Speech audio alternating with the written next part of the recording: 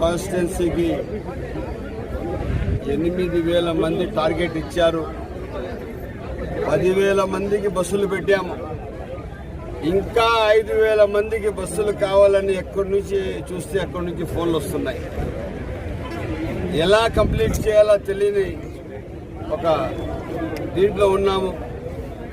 ఎక్కడ కూడా కానీ ఇప్పుడు 240 బస్సులు పెడితే కూడా ఇంకా 100 బస్సులు కావాలని చెప్పి ప్రతి గ్రామాల నుంచి ఊర్ల నుంచి ఫోన్లు వస్తున్నాయి.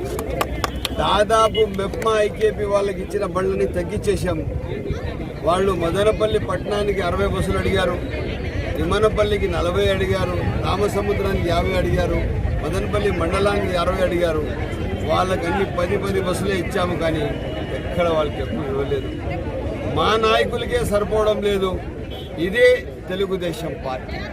తెలుగుదేశం పార్టీ పెద్దలు చంద్రబాబు నాయుడు గారి ఆధ్వర్యంలో, ఆయన సారథ్యంలో, ఆయన నాయకత్వంలో తెలుగుదేశం పార్టీ బడుగు బలహీన వర్గాలు ఎంతో సంతోషంగా ఉన్నాయి. ఈరోజు ఎట్టి పరిస్థితుల్లో మహానాడులో మదనపల్లి కాన్స్టిట్యున్సీ ఒక స్టాంప్ వేయబోతున్నారు నా కాన్స్టిట్యున్సీ ప్రజలని చెప్పి తెలియజేస్తున్నారు. ఎందుకంటే నిత్యం మా నాయకులు నాతో కలుస్తారు. ఏ సందర్భం ఉన్నా, ఏ అవసరాలున్నా, ఏ కష్టాలున్నా నాతో మాట్లాడుతూ ఎక్కడ కూడా కానీ ఒక్క మాట కూడా ఇది లేకుండా కలిసి మెలిసి నడుస్తున్నాము.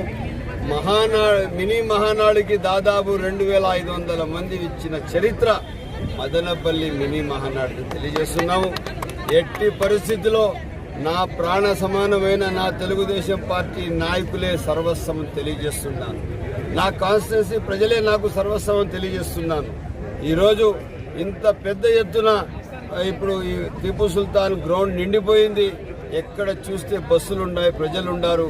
దీనికి ఈరోజు మన కడపలో జరిగిన మహానాడికి వీళ్ళందరూ ఇచ్చేసి మదనపల్లి కాన్స్టిట్యున్సీ ప్రజలే ఎక్కువగా వచ్చాము.